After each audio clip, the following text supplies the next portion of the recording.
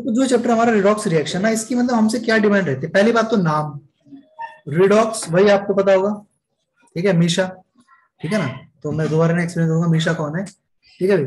तो रिडॉक्स में रिडक्शन और ऑक्सीडेशन दोनों चीज होती है, ठीक है। तो पहला टारगेट आपके इस चैप्टर के अंदर यही है कि रिडक्शन ऑक्सीडेशन होती क्या है। तो इसके क्लासिकल से लेके मॉडर्न कंसेप्ट तक पूरे में हमें घूमना पड़ेगा, और अगर ध्यान से पढ़ रखा हो तो कोई टाइम उसके अंदर नहीं लगेगा। जैसे कि हम नोट्स में चलते हैं, यहाँ पे कंसेप्ट ऑफ ऑक्सीडेशन नंबर मैं पहले डाल रखा है, पर ये पहले होना नहीं चाहिए एक्चुअल में। पहले इसके अंदर क्या होना चाहिए? Meaning definitions of oxidation and reduction. तो ऑक्सीडेशन की ना एनसीईआरटी में स्टेप बाय स्टेप चीजें एक्सप्लेन कर रखी है, डेफिनेशन को स्टेप बाय स्टेप एक्सप्लेन किया है। हम इसे एक ही साथ लेके चलेंगे और दो बारी में कंप्लीट कर देंगे। जैसे कि ऑक्सीडेशन क्या होगा? एडिशन ऑफ ऑक्सीजन, या फिर किसका एडिशन? इलेक्ट्रोनेगेटिव एलिमेंट का, ठीक है, टू अ सब्सटेंस। सब्सटेंस में हमने ऑक्सीजन ऐड करा दिया, चाहे कोई इलेक्ट्रोनेगेटिव एलिमेंट ऐड करा दिया, ऑक्सीडेशन कहलाएगा। या फिर अगर रिमूवल कर रहे हैं तो किसका रिमूवल? हाइड्रोजन का या फिर इलेक्ट्रो पॉजिटिव एलिमेंट का, वो भी ऑक्सीडेशन कहलाएगा। और बात सिर्फ इतनी ही नहीं है, इसके साथ एक और चीज जोड़ने जो कि मैंने थोड़ी आगे दे रखी है, वो क्या है? Loss of electron. तो ऑक्सीडेशन रिडक्शन ठीक है, डेफिनेशन यहाँ पे लिखी हुई है, पर इलेक्ट्रॉन ट्रांसफर के टर्म में भी आपको पता होना चाहिए। That is the core most important thing of this chapter, कि ऑक्सीडेशन रिडक्शन आपको इलेक्ट्रॉन ट्रांसफर के टर्म में पता होना चाहिए।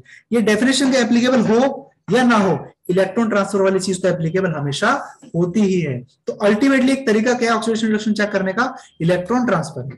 अब अगर लॉस ऑफ इलेक्ट्रॉन हो रहा है तो मतलब ऑक्सीडेशन, और अगर गेन ऑफ इलेक्ट्रॉन हो रहा है तो मतलब रिडक्शन। ये इस चैप्टर की डिमांड है आप लोगों से, कि रिडॉक्स चैप्टर अगर पढ़ रहे हो तो भाई पता तो होना चाहिए ना, what is redox, what is reduction, what is oxidation.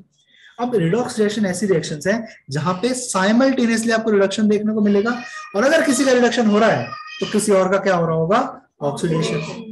जिसका ऑक्सीडेशन हो रहा है वो एजेंट है, रिड्यूसिंग एजेंट। और अगर ये रिड्यूसिंग एजेंट है तो दूसरा क्या करवा देगा? ये रिडक्शन, क्योंकि एजेंट कौन सा है? है ना। तो जो भी एजेंट, जैसे मान लो ट्रेवल एजेंट है तो क्या करवा? ट्रेवल, है ना। शादी मैनेजमेंट तो नहीं करवाएगा वो, शादी वाले एजेंट अलग होते हैं, ठीक है नहीं। तो ऐसे ही ट्रेवल एजेंट ट्रेवल का काम करवाएगा, तो रिड्यूसिंग एजेंट किसे काम करवाएगा? रिडक्शन का काम करवाएगा। और खुद क्या हो जाएगा उसका? ऑक्सीडेशन। और जो रिड्यूसिंग एजेंट है, सॉरी, जिसका रिडक्शन हुआ वो खुद क्या होगा? Oxidising agent. तो इसका मतलब ऑक्सीडाइजिंग एजेंट क्या होता है? रिडक्शन। तो जो ऑक्सीडाइजिंग है वो कौन सा एजेंट है? ऑक्सीडाइजिंग। तो क्या करवाएगा? ऑक्सीडेशन। तो एक रिएक्शन रिडॉक्स रिएक्शन कब कहलाएगी? जब एक का होगा ऑक्सीडेशन, दूसरे का होगा रिडक्शन। जिसका रिडक्शन हो रहा है वो एजेंट कौन सा? ऑक्सीडाइजिंग। जैसे ऑक्सीडेशन और एजेंट कौन सा? रिड्यूसिंग एजेंट, ठीक है। और रिएक्शन आपकी हो जाएगी। अच्छा, अब ये डेफिनेशन पढ़ ली, याद हमने कर ली, रट्टा मार ली अच्छे से, लेकिन अगर फिर भी इसका कोई भी चीज मिस हो रही है, आपको समझ में नहीं आ रहा कि इसको लगाया कैसे, तो आप जाओगे इलेक्ट्रॉन ट्रांसफर के बुक पर। इलेक्ट्रॉन ट्रांसफर मतलब लॉस ऑफ इलेक्ट्रॉन या फिर गेन ऑफ इलेक्ट्रॉन। अच्छा, लॉस गेन के हिसाब से फिर एक चीज इसके अंदर और आएगी कि सर ये लॉस गेन पहचाने कैसे। तो कंसेप्ट आया ऑक्सीडेशन नंबर का, वो आपको मैंने स्टार्टिंग में दे रखा है। भाई इलेक्ट्रॉन का गेन हुआ कि लॉस हुआ, कितना गेन कितना लॉस, वो पहचानने के लिए आपको एक ऑक्सीडेशन नंबर का कंसेप्ट देखना पड़ता है। अब एक ऑक्सीडेशन नंबर, और इसके अलावा हम इसको क्या कह सकते हैं? Oxidation state. इसका जो कंसेप्ट होता है ना, इसके अंदर क्या था? अगर मैंने ऑक्सीडेशन नंबर निकालना है, ऑक्सीडेशन स्टेट निकालनी है किसी भी एक आयनिक आयनिक मतलब स्पीसीज के लिए, जैसे कि सोडियम प्लस, तो जो भी चार्ज है वही इसका ऑक्सीडेशन नंबर, ऑक्सीडेशन स्टेट हो जाएगी। भाई Na प्लस है, साफ साफ दिख रहा है, प्लस में O माइनस टू है, साफ साफ दिख रहा है -2। तो इनकी ऑक्सीडेशन स्टेट वगैरह निकालना काफी आसान, आयनिक कंपाउंड में निकालना काफी आसान था, ठीक है भाई। दिक्कत कहां पे आई? जब हमने कोवेलेंट कंपाउंड की बात करी, यार उसके अंदर तो कोई चार्ज होता ही नहीं है। उसके अंदर तो देखो, आयनिक कंपाउंड में क्या होता है? Ionic compounds are the compounds formed by the ions.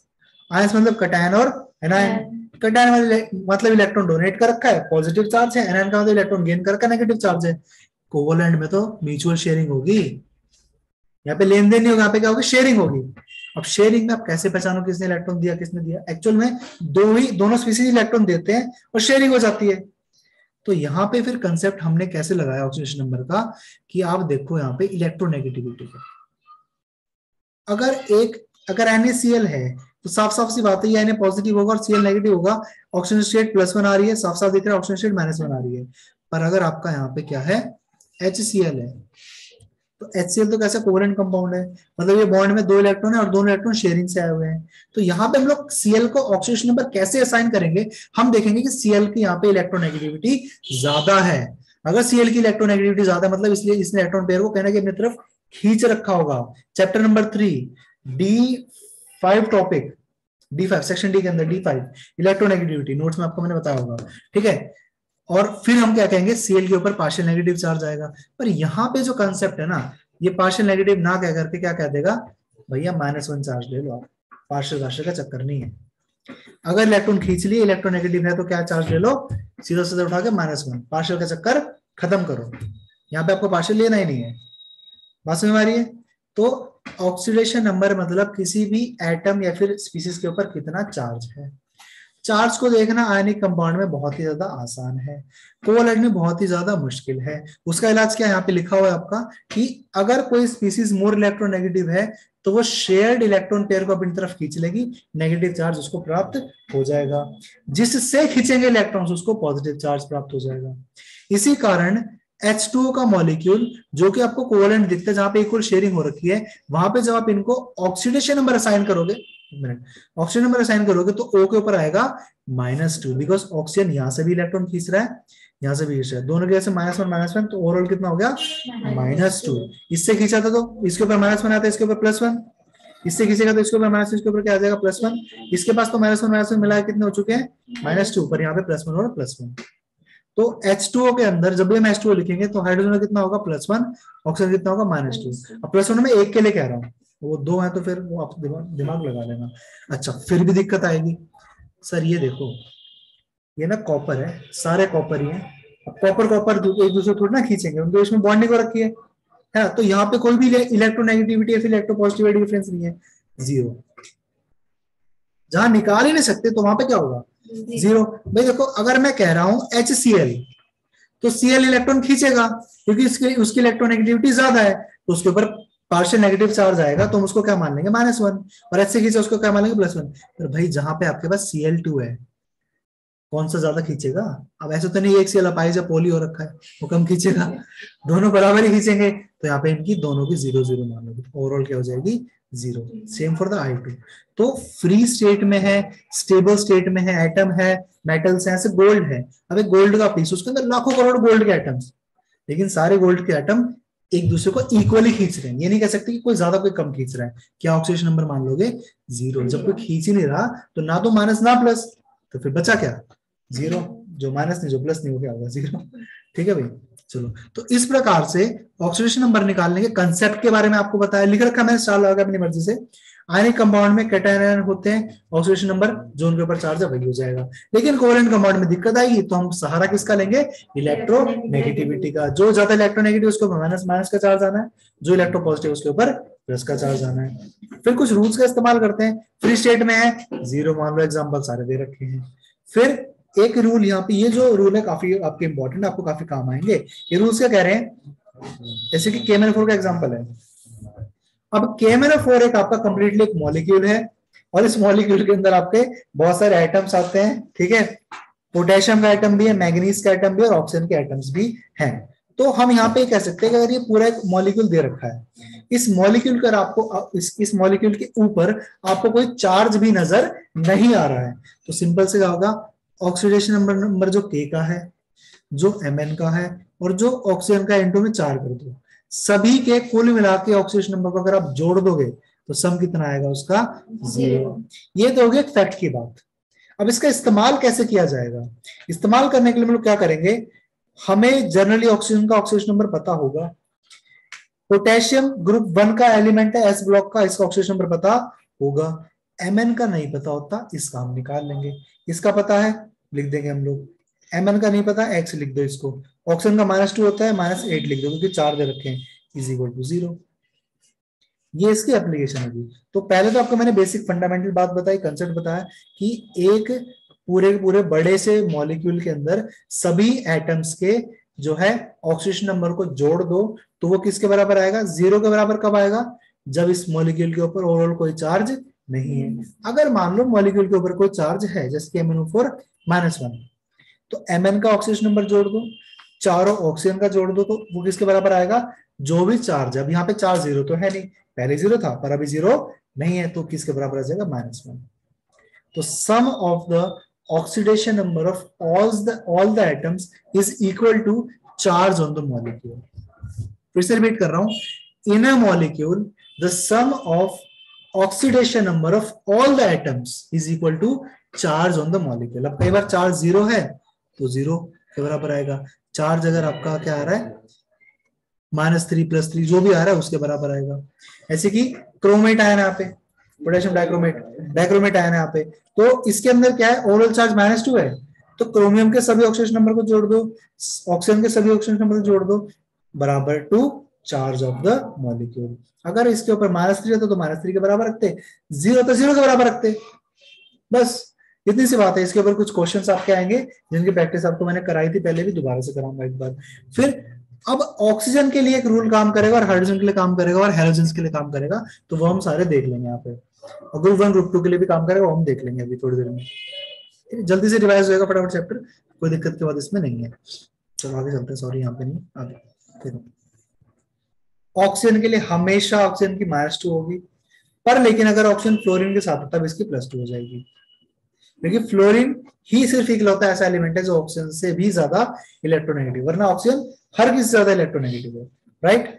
फिर oxidation number of oxygen peroxide, ये क्या हो जाएगा आपका -1, क्योंकि पेरोक्साइड में क्या होगा, देखो पेरोक्साइड का एग्जांपल आपका H2O2, इस तरह से मान लो आपका पेरोक्साइड है, तो यहाँ पे देखो ऑक्सीजन इस H से तो खींच लेगा, इस H पे +1 आ गया, ऑक्सीजन के ऊपर -1 आ गया, पर क्या ऑक्सीजन ऑक्सीजन से ही खींच पाएगा, नहीं।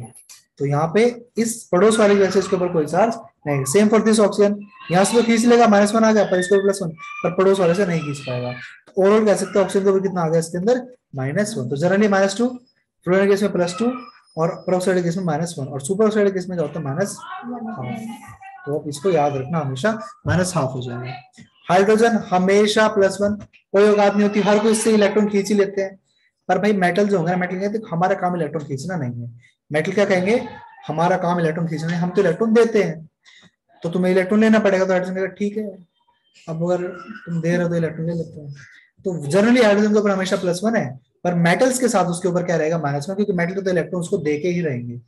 तो मेटेलिक हाइड्राइड के केस में उसका होता है -1। तो H+ को बोलते हैं हम लोग, देखो ये क्या होगा आपका हाइड्रोजन का एटम, ये क्या होगा आपका हाइड्रोजन का मॉलिक्यूल, ये क्या होगा आपका hydronium ion, sorry hydronium ion, hydrogen ion, ये क्या होगा आपका hydronium ion, and this thing is the hydride. तो hydrogen ion, hydrogen atom, hydrogen molecule, hydronium ion, and this thing is the hydride. And hydride कब रहेगा, जब वो metal के साथ होगा, कौन, वो मतलब हाइड्रोजन। जब हाइड्रोजन मेटल के साथ होगा तभी वो हाइड्राइड कहलाएगा, और उसके ऊपर चार्ज आपका -1 का आएगा, ठीक है। और आपको टॉपिक समझ में फिर आ जाएगा। देखो ग्रुप 17 एलिमेंट्स अपने कौन से, फ्लोरीन, क्लोरीन, सारे के सारे, इन सब के ऊपर फ्लोरीन की हमेशा -1 रहेगी, बाकी सभी की हमेशा -1 रहेगी। बट लेकिन अगर क्लोरीन, ब्रोमीन, आयोडीन, इनकी प्लस में भी जा सकती है under special cases. Class 12 chapter number 7 group number 17, वहां पे इसके बारे में पढ़ते हैं, ठीक है। फ्लोरीन की हमेशा -1, कभी भी कोई इसको हिला नहीं सकता, छेड़ नहीं सकता, उसके हमेशा -1। सभी हैलोजेंस की भी -1 होती है, पर कब तक, जब तक उनके साथ उनसे ज्यादा इलेक्ट्रोनेगेटिव एलिमेंट ना लग जाए, तब तक उनकी -1 रहेगी, वरना प्लस में चली जाएगी। अरे बात समझ में, चलो। ऑक्सीजन क्लोरीन से ज्यादा नेगेटिव होता है या कम? I am not sure right now, देखना पड़ेगा, ठीक है।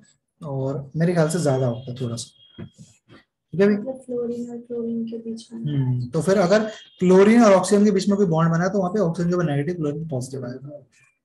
एग्जैक्टली शार्पली श्योर नहीं है, लेकिन ज्यादा मुझे लगता है ऑक्सीजन की ज्यादा ही होगी।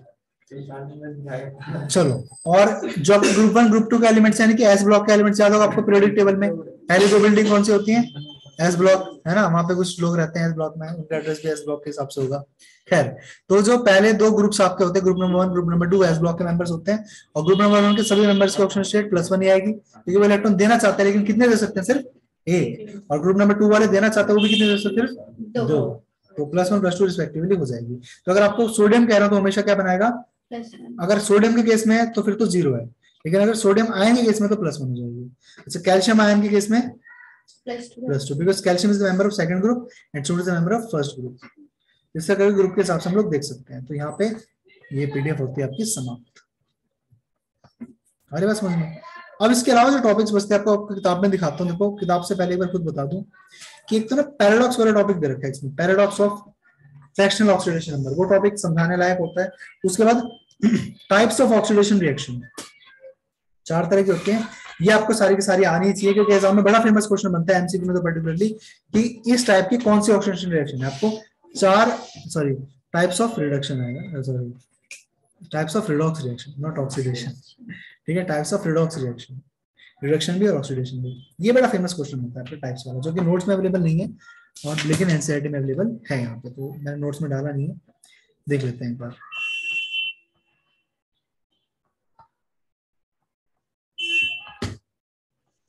ऑक्सीडेशन नंबर का टॉपिक, और यहाँ पे आपका क्या हुआ, भी गुस्सा आ रहा है। ये आपकी टाइप्स ऑफ रिडॉक्स रिएक्शन यहाँ पे देखो। तो पहले क्या दे रखी है आपको, कॉम्बिनेशन रिएक्शन, ठीक है। फिर दे रखी है डिकम्पोजिशन, वही 10th वाली है, ये वही 10th वाली combination reaction, when 2 or more elements combine to form a single element is called a combination reaction. 10th रट्टा मारते होगे। डिकम्पोजिशन में when one single compound breaks down to form one or more 2 or more than 2 products, है ना, तो that is called as decomposition reaction. ये सारे आपकी रिडॉक्स रिएक्शन के टाइप्स है। फिर डिस्प्लेसमेंट रिएक्शन आपकी रिडॉक्स रिएक्शन के टाइप है। डिस्प्लेसमेंट में बस आपको ध्यान क्या रखना होता है, एक रिएक्टिविटी सीरीज होती है आपकी, उसके हिसाब से आपको डिस्प्लेसमेंट रिएक्शन ध्यान रखनी है। डिस्प्लेसमेंट कब हो पाएगी, जब एक सॉल्ट सॉल्यूशन हो और उस सॉल्ट सॉल्यूशन में आप एक ऐसा मेटल ऐड कर दो जो सॉल्ट सॉल्यूशन वाले मेटल से ज्यादा रिएक्टिव है, तो तब ये क्या करेगा, हाँ, तब ये एक अपने से कम रिएक्टिव मेटल को डिस्प्लेस कर देगा और खुद अपनी सॉल्यूशन बना लेगा। तो सॉल्यूशन के अंदर आपको सॉल्यूशन के मेटल से ज्यादा रिएक्टिव मेटल डालना है, ताकि वो ज्यादा रिएक्टिव मेटल सॉल्यूशन के मेटल को लात मार के भगा दे, खुद अपनी सॉल्यूशन बना दे और सॉल्यूशन वाला मेटल आपको अलग से दिख जाए। फिर इस तरह करके आपको ध्यान रखना है, ठीक है भाई। तो ये भी आपकी रिडॉक्स रिएक्शन ही होती है। क्लियर, पढ़ाने को बहुत है इसमें। फिर देखो मेटल मेटल डिस्प्लेसमेंट आ गई इसके अंदर, नॉन मेटल डिस्प्लेसमेंट भी होती है आपकी, ठीक है, रिएक्टिविटी के बेस पे। और फिर इसके अलावा ना आपकी जो है यहाँ पे डिस्प्रोपोर्शनेशन रिएक्शन, डिस्प्रोपोर्शनेशन काफी बढ़िया है। डिस्प्रोपोर्शनेशन में क्या होता है, in a disproportionation reaction element in one oxidation state is simultaneously oxidized and reduced। मतलब कि एक एलिमेंट, देखो यहाँ पे ध्यान से देखना, ऑक्सीजन को देखो, ऑक्सीजन यहाँ पे एक पर्टिकुलर -1 की ऑक्सीडेशन स्टेट में दिख रहा होगा आपको। अब ये ऑक्सीजन रिएक्शन होने के दौरान -2 में भी चला गया, मतलब गेन ऑफ इलेक्ट्रॉन, मतलब रिडक्शन भी हो गया। और इसी ऑक्सीजन का जो -1 में था ये 0 में भी चला गया, मतलब लॉस ऑफ इलेक्ट्रॉन, मतलब ऑक्सीडेशन भी हो गया। मतलब एक मॉलिक्यूल के एक ही एलिमेंट का साइमल्टेनियसली ऑक्सीडेशन भी और रिडक्शन भी। देखो रिडॉक्सेशन क्या होती है, साइमल्टेनियस ऑक्सीडेशन रिडक्शन। अब उसके अंदर एक पर्टिकुलर एलिमेंट का होगा तो that is called as disproportionation redox reaction. ऐसे को प्रोपोर्शनेशन भी होती है, फिर वो थोड़ा एडवांस हो जाएगा, वो इसमें दे रखी है, तुम देख लेंगे, नहीं तो कोई जरूरत नहीं है, ठीक है। तो इस तरीके से आपको इनके टाइप्स भी याद रखने हैं।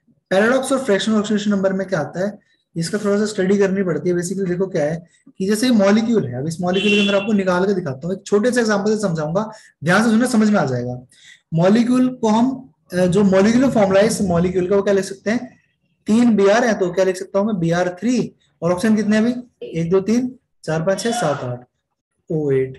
आप बोलोगे सर हम ना यहाँ पे ना वही वाला मेथड लगाएंगे कि सभी एलिमेंट के ऑक्सीडेशन नंबर को जोड़ दो is equal to the charge on the molecule. Charge कितना आ रहा है इस पे 0, मतलब 3 Br का मैं निकालना चाहता हूं तो 3x मान लू, प्लस ऑक्सीजन का कितना होता है हमेशा -2, तो 8 का कितना हो जाएगा -16 is equal to 0।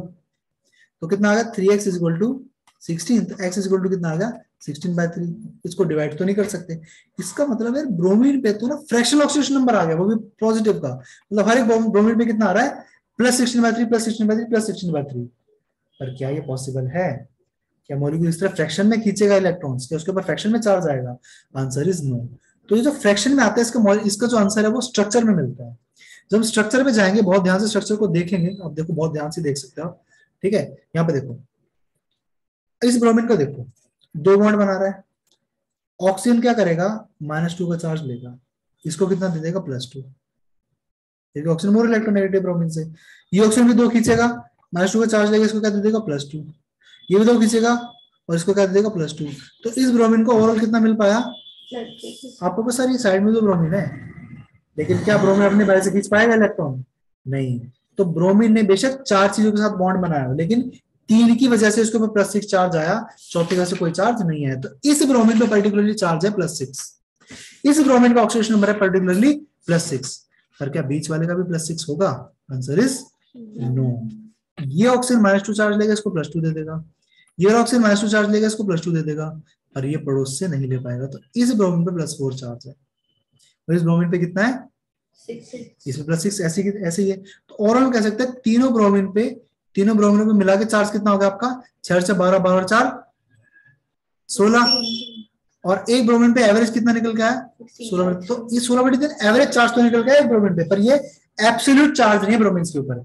Absolute charge तो हमें मॉलिक्यूल का स्ट्रक्चर बनाना पड़ेगा, फिर हमें देखना पड़ेगा मेथड से। क्या मेथड लगाना है, इलेक्ट्रोनेगेटिविटी वाला। अगर मोर इलेक्ट्रोनेगेटिव इलेक्ट्रॉन खींच लेगा, अगर लेस इलेक्ट्रोनेगेटिव इलेक्ट्रॉन दे देगा, पर अगर सेम इलेक्ट्रोनेगेटिव है तो इलेक्ट्रॉन ना लेगा ना इलेक्ट्रॉन देगा। क्या आपको बात समझ में आ गई? इसकी रिकॉर्डिंग भी हो रही है, यूट्यूब पे डाल दूंगा, दोबारा से देख लेना। क्लियर? चलो, तो इस तरह करके बाकी सारे भी आपके एग्जांपल्स है। तो पैराडॉक्स वाला टॉपिक भी कंप्लीट हुआ। और जो आपका ये जो आपका ना टाइप्स ऑफ रिडॉक्स रिएक्शन वाला टॉपिक है, उसमें डिस्प्रोपोर्शनल तो पढ़ने लायक चीज है थोड़ी सी, बाकी सारे आसान है बहुत ही ज्यादा, और यहाँ से प्रैक्टिस कर सकते हो। जैसे कि देखो, ये रिएक्शन आपको चेक करने हैं एग्जाम में आगे, क्या ये रिडॉक्स रिएक्शन है या नहीं है। हाइड्रोजन के ऊपर +1 चार्ज, इसके ऊपर भी +1 चार्ज, ठीक है। तो हाइड्रोजन से क्या होगा, कुछ चेंज नहीं आया।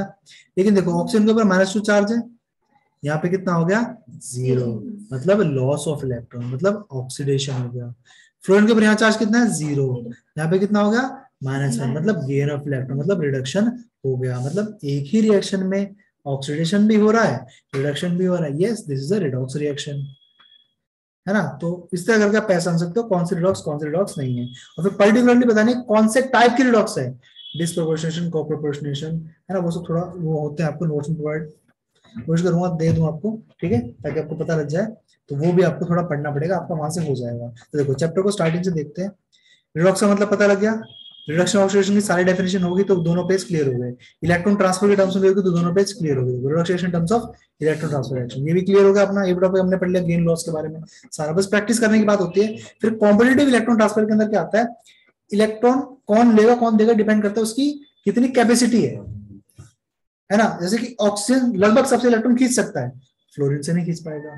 तो यहाँ पे उसके बारे में बात बता रखी है। और जो हम 10th क्लास के अंदर डिस्प्लेसमेंट रिएक्शन पढ़ते थे ना, ये वही टॉपिक है बस।